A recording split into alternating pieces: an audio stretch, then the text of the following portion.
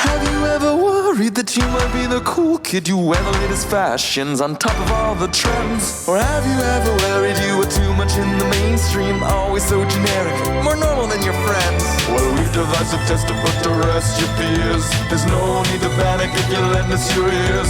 Tonight you can't sleep easy after all that you've heard. Cause if you like the show, then you're probably a nerd. Oh, Canon, it's Canon, it's all.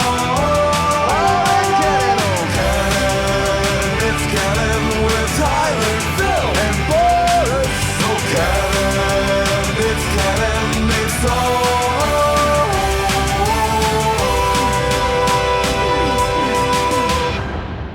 in Canon.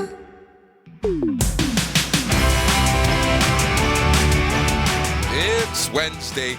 You know what that means. It's time for another new episode of the It's Canon podcast, the podcast where we talk about all things everything, the podcast where we talk about all things pop culture, the podcast where we talk about all things movies, TV shows, books, comic books, video games, toys, Muppets, Lego, NCAA college hoops, soccer, and other stuff. And the best part of it all is that it's all in canon. We're your hosts, as always. I'm Boris. And this time, this episode, this one time, I'm joined by Phil. Gazoon tight. That was a he cough. He sneezed off camera. That was a cough. Oh my gosh, it looked like a sneeze. I know. Well, gazoon tight to you. Yep. Gazoon tight to everyone out there. Yep. So on this episode, we're going to be talking about all things Falcon and Winter Soldier, episode number 2. Episode number 2, the Star Spangled Man. That's it. That's all we're going to talk about. Should be short and sweet. As short and sweet as the luscious, I don't know. I can't think of anything right now. This was an interesting or I remember watching it the first time and like texting you and being like, hey, you know what? I really dug that. There's something spoke to me. Yep. In this, and then I watched it again, and I still recall what it got me, but I was just like, yeah, this is a pretty action-heavy episode. Yep. There were things, but man, oh man, it's interesting watching this compared to WandaVision. The pacing and everything is just so night and day. Yeah, it's completely different. That's not a bad thing. No, it's not a bad thing. Like I feel like we have to justify it almost and constantly say that it's not a bad thing. But the truth of the matter is that the world that they're building in the MCU is a little bit of everything, right? Like you get a little bit of A, a little bit of B, a little bit of C. I think, what was it? Androids, aliens, and wizards, the big 3? Yeah, the big 3, man. Androids, aliens, and wizards. And what's the difference between a wizard and a sorcerer? A wizard has a hat. Yep. That actually made me freaking think. I was like, oh, I think Anthony Mackie is right. Oh. I think he's got something there. There was a lot of banter. I like the banter, I guess. I guess that's really what this episode, there was a lot of focus on the interaction between him and the Winter Soldier, between Falcon and Winter Soldier. And I just really, I don't know, it kind of hit me in the nostalgic feels of those old 80 action movies where it was like, like almost like a Lethal Weapon, where it's like Briggs and Murdoch, or you know what I mean? Like, shit, it's a buddy. I'm almost retired. You know what I mean? Yeah, I'm like, getting too old for this shit. Yeah, no, it's the banter. It's the buddy cop type feel of this show that I really like, right? The characters are different enough. They like each other enough, and they don't like each other enough that it just works. And there's just so much chemistry between the two that it just, it's very good. And I got to say that this episode also reminded me a little bit, probably just because of that action scene in the middle of Mandalorian, the episode with Bill Burr. Oh, yeah, a little bit of that. I had flashbacks of The Matrix, the second one.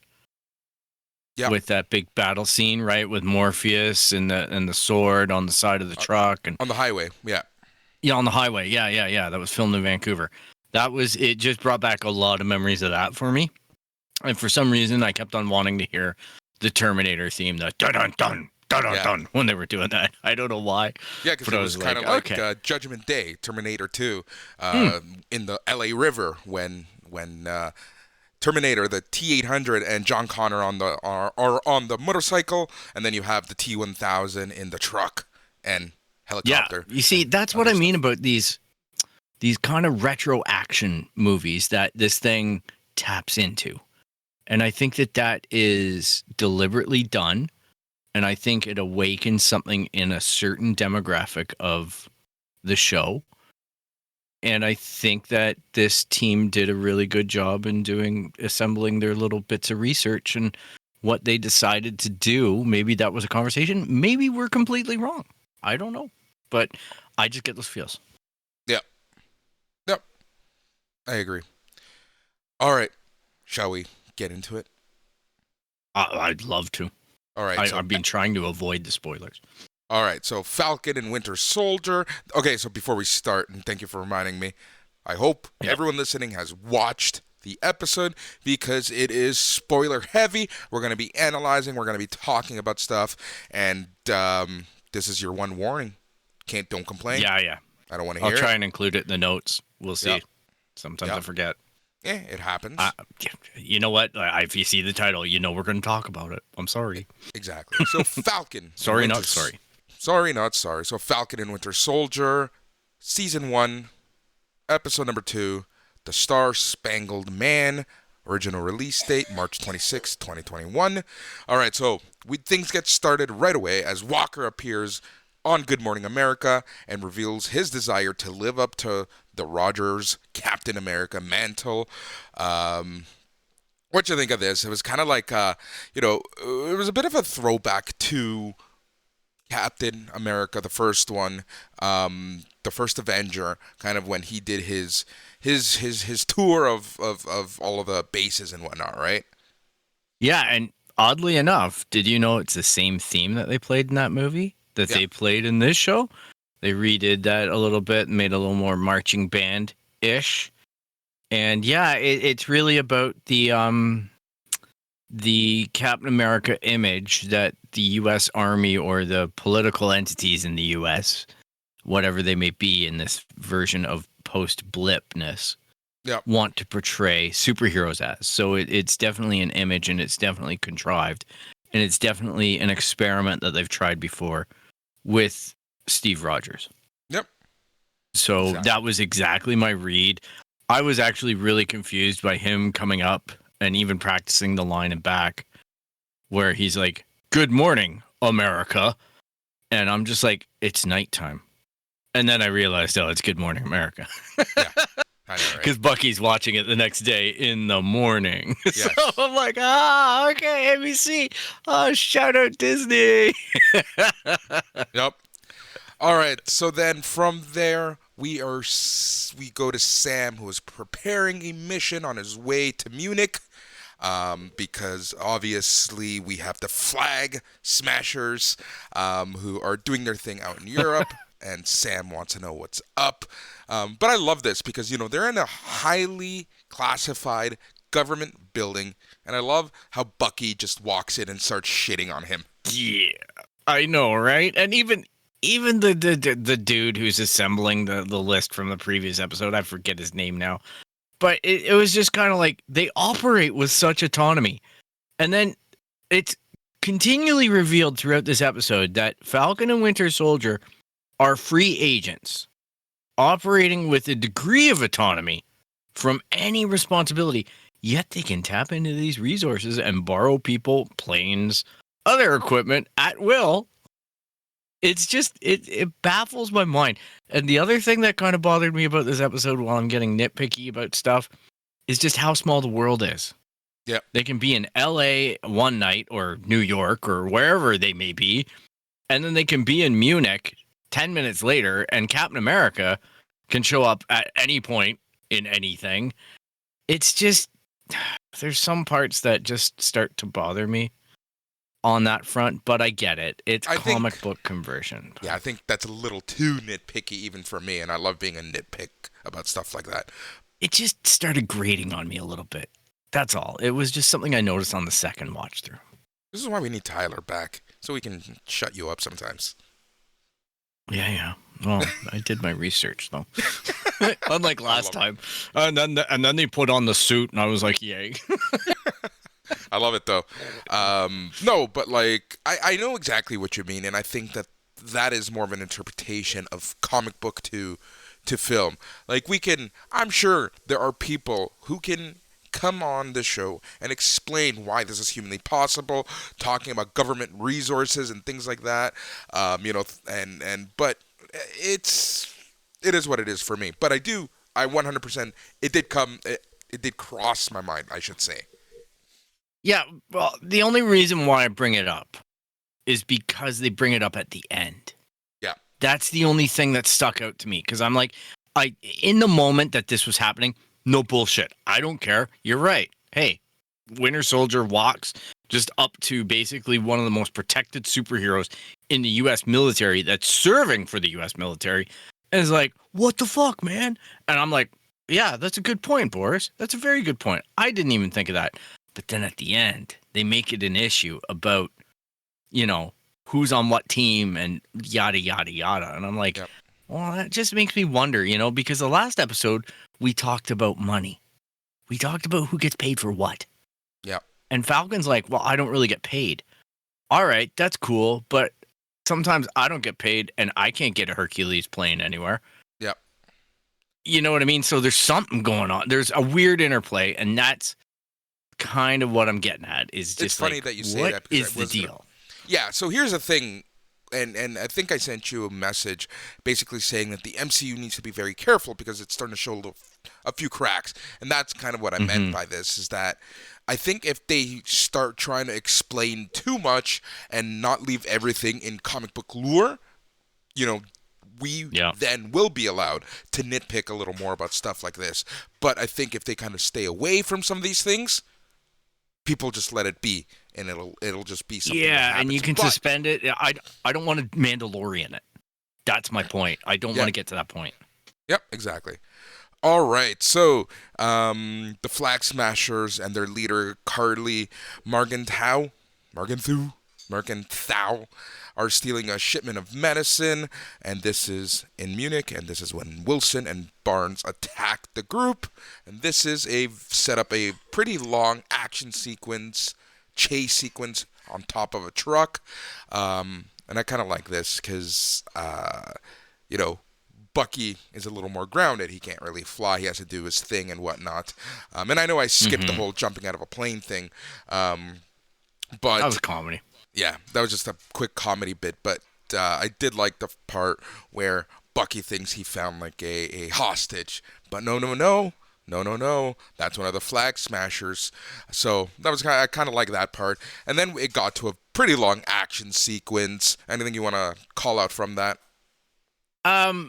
It was interesting to see Enfys Nest playing Enfys Nest in the MCU versus solo Star Wars story.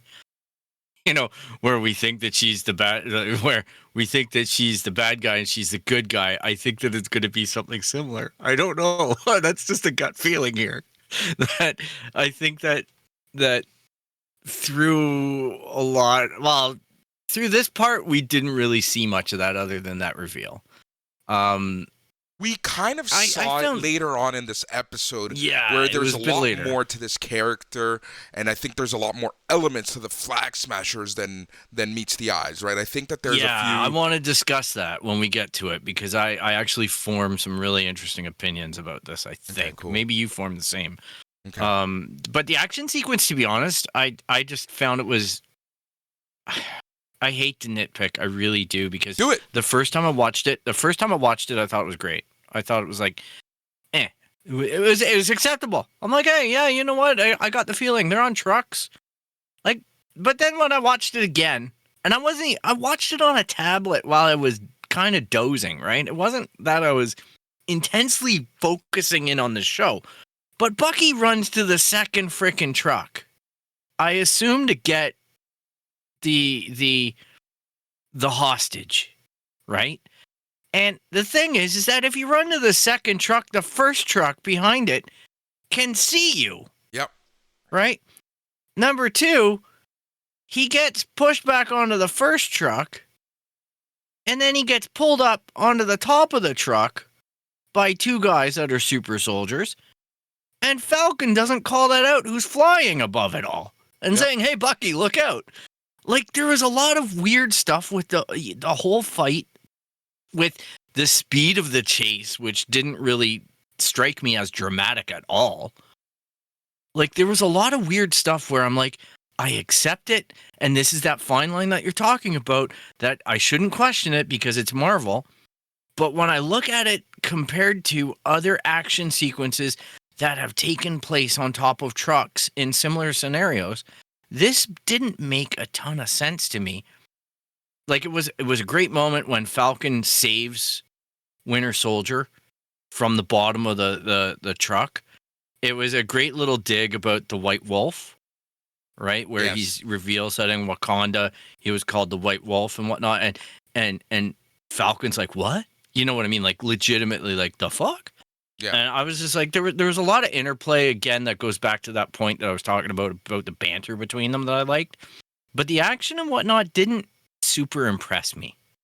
Yeah, so here's my thing about the action sequence. I believe that this is a byproduct of a MCU movie budget versus a MCU TV show budget. Yeah. I think that, they, after that opening sequence of the show, there's like, well, shit, we don't have any more budget. Where can we cut corners?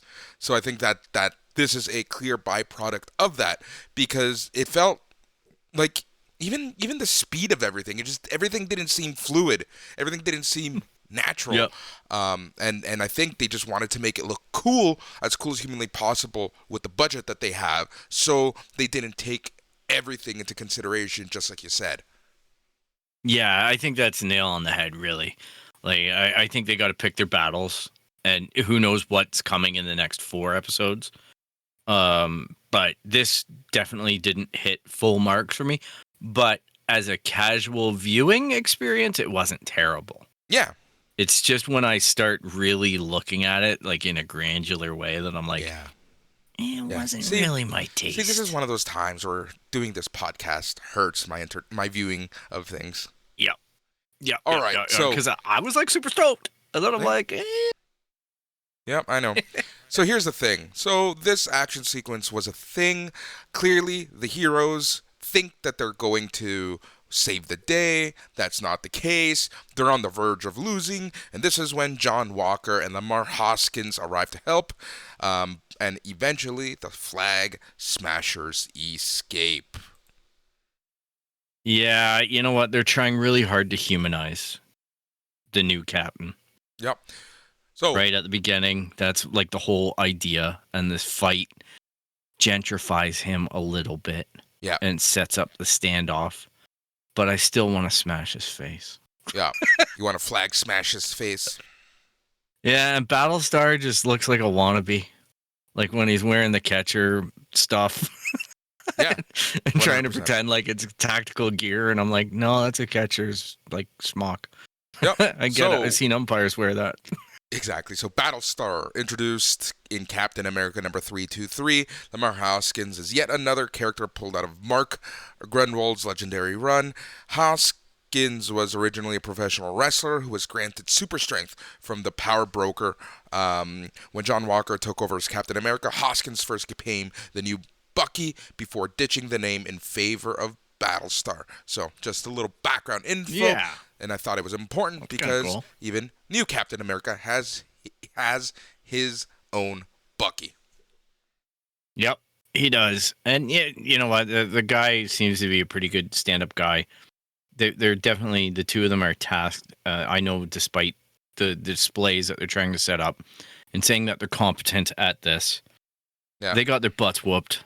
And then we get that scene where it's like, they're trying to talk Falcon and Winter Soldier in getting in the car, and they're like, well, it's one of the big 3, and they're like, androids and like sorcerers. It's like, no, battle soldiers. Yep. It's like, no, we're switching out, and that's what it is. Exactly. It's not aliens, it's battle soldiers. So I like that. I like that they've already gotten past that. And now we know what we're dealing with in this show, which we've known for a while if you watch the end credits, that there's a super serum kind of alluded to all the way through. And we do see that name, the Battle Broker, and it's a fun interpretation. It definitely is that. I like this when the MCU does this kind of stuff and doesn't make us read 300 issues of Captain America. Exactly. So it wasn't completely a bust at this point because now our 4 quote-unquote heroes know one thing for sure. They are dealing with super soldiers in some shape, way, or form. So the big question here is, how did, after all these years, did the world gain 8 new super soldiers? Obviously, this is something for us to figure out, but there's a lot more to this, which we're going to figure out in the next major scene. So at this point, John Walker, Captain America, suggests that the 4 heroes team up. However, Sam and Bucky are not too warm on the idea. Worse, they don't appreciate having Red Wing hacked and tracked, which is kind of funny. So they had this conversation, and, and this is what I mean about sometimes you just need to let the details happen. And here, Sam was kind of like, hey, how did you know where we were? It's like, well, that, pointing to Red Wing, is government property. We are the government. We can track you. We can hack and track.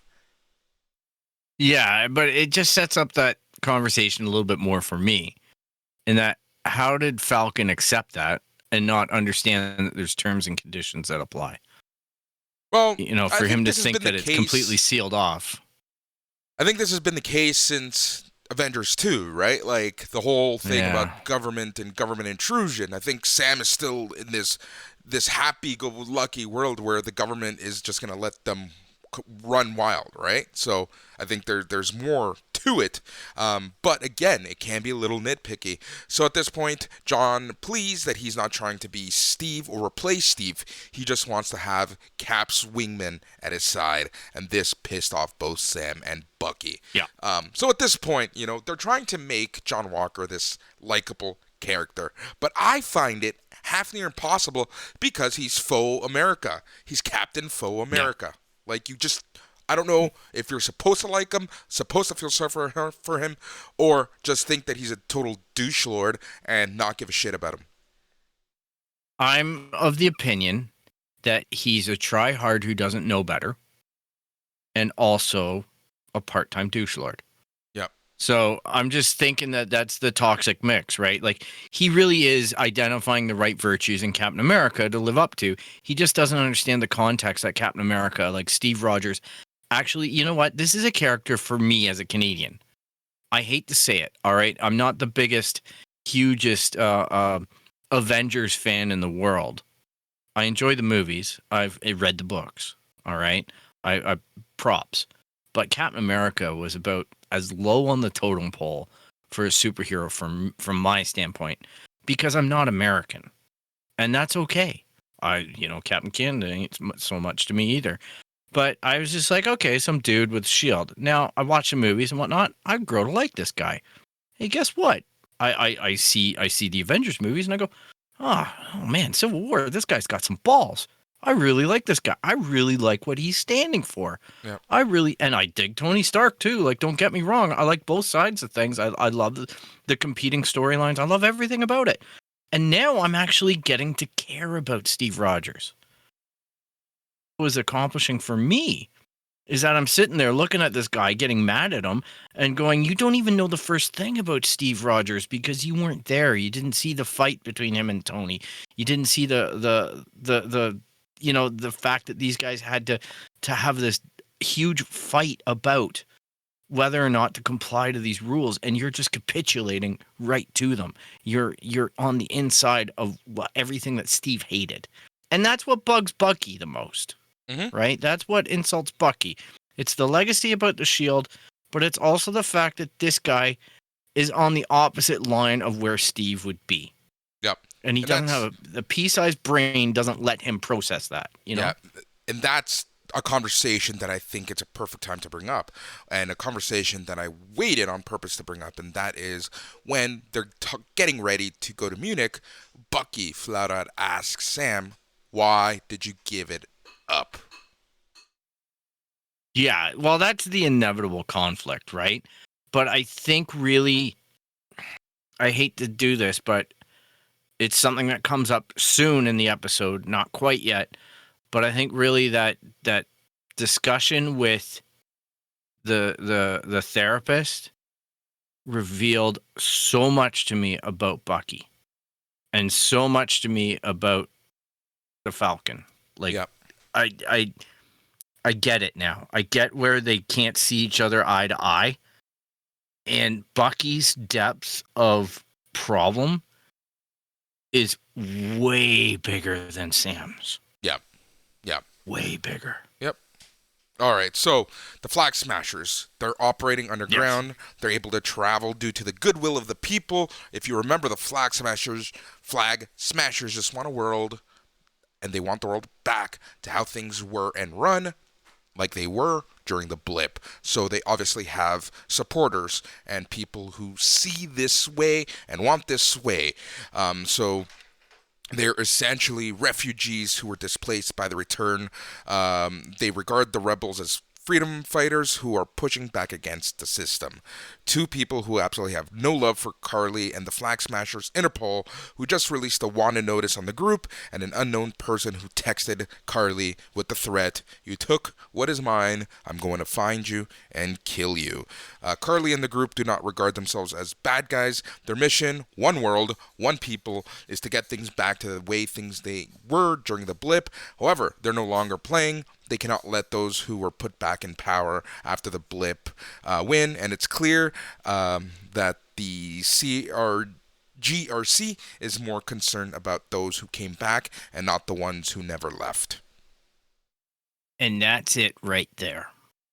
That last sentence is the big issue that I finally get an insight as to what the Flag Smashers are about. Because obviously during the blip, if 50% of humanity was knocked out, let's just theoretically say you had 50% of the assholes in government knocked out. Hey, let's just say you had 70% of the assholes in government knocked out and 30% of the assholes decided to go hide in a bunker. Yep. All right? Like, whatever that ratio was, the fact is that probably during the blip, government regained some sense of humanity. And that's what these people are motivated by. They're stealing, like, they're not really criminals. That's where I get my Memphis Nest parallel to, because I'm like, they're not really criminals. They're not stealing nuclear warheads here. They're stealing vaccines. But they are criminals in the eyes of the government, of the Interpol, people in power, the system. And this is the issue. Yeah. This is the conversation. And this is where it's kind of like, these people aren't really the bad guys. And it's weird because Bucky and Sam haven't figured this out just yet, because they would be on their side. Yeah, exactly. Like, this is really about the rebellion versus the Empire, right? Like that. Like, I'm sorry, but to the Empire, the rebellions are the terrorists. To the rebellion, the Empire are the terrorists, right? It's all about which side of the chalk line you're actually standing on. And Interpol are going to do the government's bidding. And if the government reforms back to the way it was, and this 5-year blip is restored, and all the idiot politicians come back, and all the corrupt politicians come back, and then all of a sudden they say, hey, no, we need to hang on to these vaccines. We need to do this. We need to do that. That's what the issue is that, are you a good law-abiding citizen? We're getting a post-blip civil war set up here. That's really what this is all about. Yeah. And so here's the thing. Essentially, Bucky wants to steal the shield back, handle the Flag Smashers on their own, but Sam reminds him that that he's not about La Vida Loca anymore. He's done that, and he reminds him the last time that they stole the shield during Civil War, Sharon Carter was branded enemy of the state. Sam and Steve were forced to go on the run for 2 years. Yep. And he don't want to do that anymore, and I don't blame him. All right, so this right here, this scene coming up, honestly, was interesting for so many reasons. So, nearly facing a dead end, Bucky takes Sam to meet someone he used to know from his time as the Winter Soldier during the Korean War, to be exact. Bucky introduces Sam to Isaiah Bradley, one of the heroes that Hydra feared the most. Just like Steve, Isaiah is only entertaining the drop-in because he ripped off half of Bucky's metal arm and wanted to see if it grew back. Yeah, I like this a lot. And you know what? Like, honestly, with all my disclosures that I'm not a huge nerd about this stuff, I did happen to come across that storyline. I did happen to do some research into the character. And this is a fine interpretation of it. I think he's only signed on for one episode, or he's only accredited with one episode in IMDb. So I don't know if that's actually true or not. We never know, because I think Tamara Morrison in The Mandalorian was accredited for every episode, and he only appeared in a handful there. So you can't trust that. But I hope that if they don't develop this story because of the compressed time frame, that they do actually go back and revisit this story in a revisionist form and expand upon it, and show kind of some of what happened back then, because I thought that this character was really cool. I thought that the situation, the tension was great. And I really liked afterwards, like, first of all, you're right about the Young Avengers, because his son is in Young Avengers. But anyhow, afterwards, I also really enjoyed how the police showed up and they automatically started getting on Falcon for being black. Yep. And I think that that's a very good nod by Disney to have this political awareness in the show. They even did it before they walked in, where the kid's like, "You're Black Falcon." He's like, "No, I'm just Falcon. That's my name. Is it because I'm black?" You know what I mean? And he's kind of having fun with it. And then afterwards, that's used really against him, right, by the cops. And I just thought that was a real moment, because you could see the panic, right? And goodness knows, you dropped that line. Do you know who this is? That can go one of two ways, and usually it's the bad way, right? Yes. History tells me yes. Yes. Yes. It's never a good sign when you play that card. There's one of two ways that it's going to end, especially when you say it to a cop. Yeah. Just even the whole reactions, I thought it was great, because you could see the cops like, the fuck? Like, they're just like, I'm not angry. And it's like, well, you said it in an angry way, dude. Like, look out. Like, I hate to say it, this ain't going to go well if you keep it up, right? Yep. Like, just show them your freaking ID. you know what I mean? Exactly. I'm like, something so simple, right? It's like, just do it. Just do it. Just show it. All right. So Isaiah Bradley, I love the fact that now we are seeing kind of the government and Hydra / Shield at play, and some of the things that they did, during the Cold War. During those years that we don't really have too much insight on in regards to how the MCU was shaped. All right, so Bucky tells Isaiah that there are others out there like him, which enrages Isaiah. He and Bucky are not alike, before throwing a metal tin through his wall. And that's where we see that, he does have the superpowers. Isaiah does not have the luxury like the folks like Bucky, who can just wake up and decide who they want to be.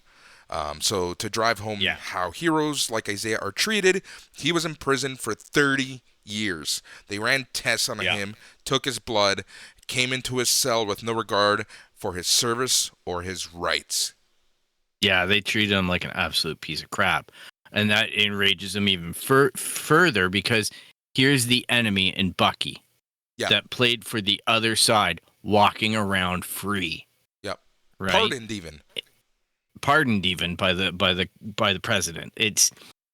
I get it. That's why I say I want to see it.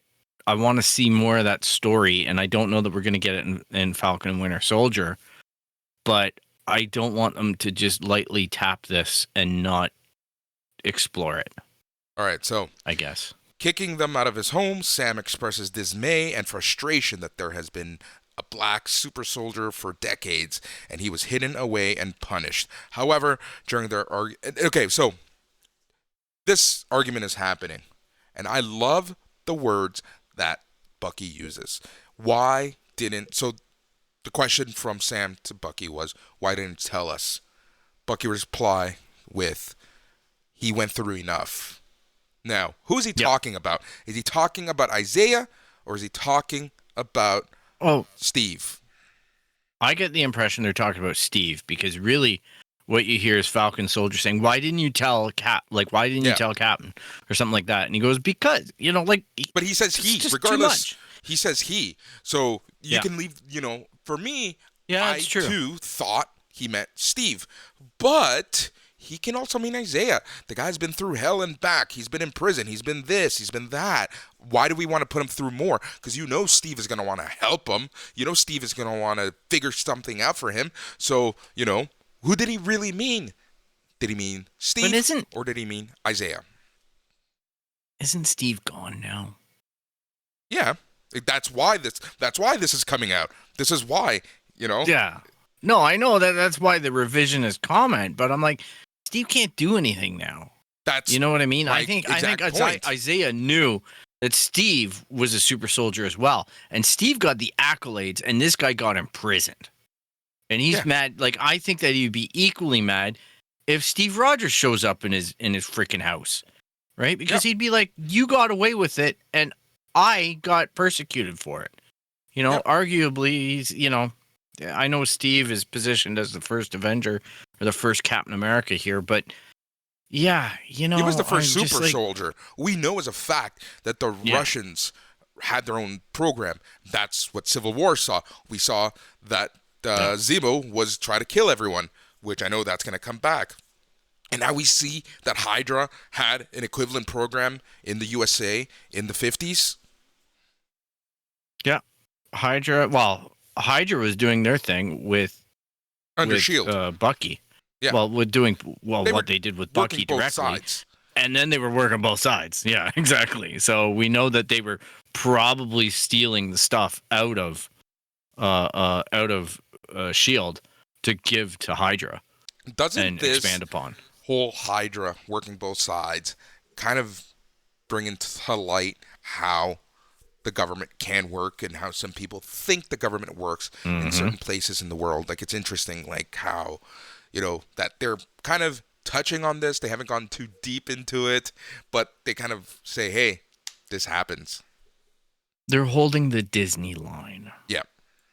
All right. They're trying to hint at something that maybe the comic books would delve into a little deeper, not too much deeper, but they're holding the Disney line. All right. So police show up. Sam and Bucky are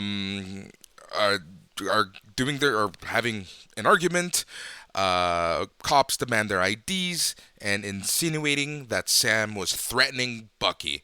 Furious, Bucky demands to know if they know who they're accosting. Sam Wilson, so it's like, who is this guy? Kind of like what we were talking about. So this is after they actually figure out who these guys were.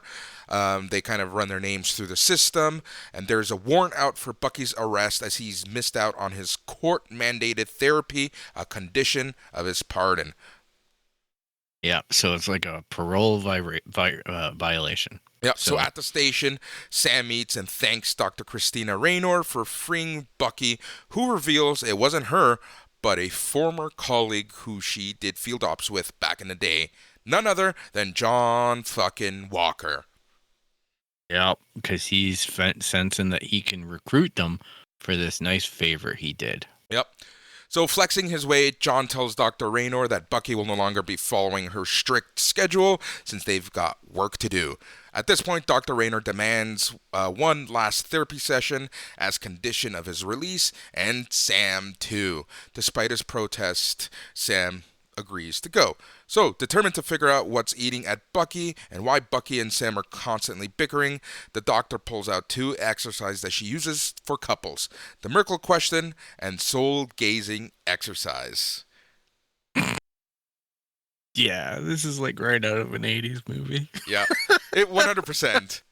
I can see, like I said, I can see Murdoch and Buddy doing this, Yeah, exactly. I'm telling you, man, it's just cut out from, like, you just need a Joe Pesci in the middle of it going, they fuck you at the drive-thru.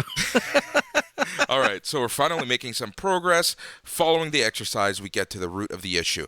Bucky cannot let go the fact that Sam gave up the shield. Steve believed and trusted in Sam, and that the shield represents everything Steve stood for. Sam threw it away like it was nothing, which makes Bucky feel like Steve must have been wrong about Sam. And if Steve was wrong about Sam, maybe he was wrong about Bucky too. And that, ladies and gentlemen, is the real issue. Oh, that's some Sam deep goes shit. on to say, hey, look, why can't you just accept that I did what I felt was right? Right. And that's valid. Okay. Either Bucky can accept that or not. That's Bucky's choice. But Bucky's explosion, and this is where I'm disappointed in the therapist. Okay. Because that therapist must have been like, hang on, you ain't getting out of that chair. Or B, you're not done with me yet, despite what Captain America says. Yeah. Because at that point, he's just revealed a huge insecurity that he has in himself now. And that's why he's reacting. But I guess she doesn't know that he is breaking the rules, so to speak. Because he's claiming that he's not, and that he's complying to them. Which, if she believes that, I've got some land in Florida to sell her.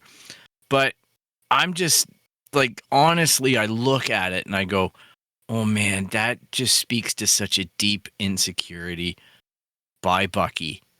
And that's what's eating at Bucky now.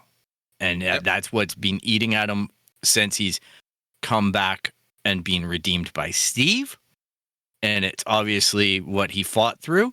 And then he acknowledged because Steve proved him right. So he buried it. And now it's reemerged as a huge flaw that he's never going to be able to absolve or get over until he learns to trust in his teammates. And that's when he gets their absolution and their acceptance, then he's going to be the one that gets the validation of redemption at that point. But he's never going to be satisfied until that's achieved. And even then, we don't really get resolution. We don't even get anything because Sam basically says, taking a look at my notes, maybe this is something you or Steve will never understand, but you can accept that I did what I thought was right. So he's just saying, look, I can't explain things. You just have to trust me on this.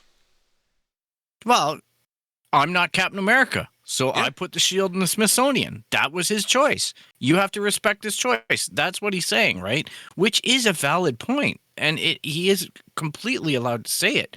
But like I say, the issue for the therapist, the issue for Sam, and the issue for Bucky should be about Bucky's insecurity. And I'm sure that will come back up.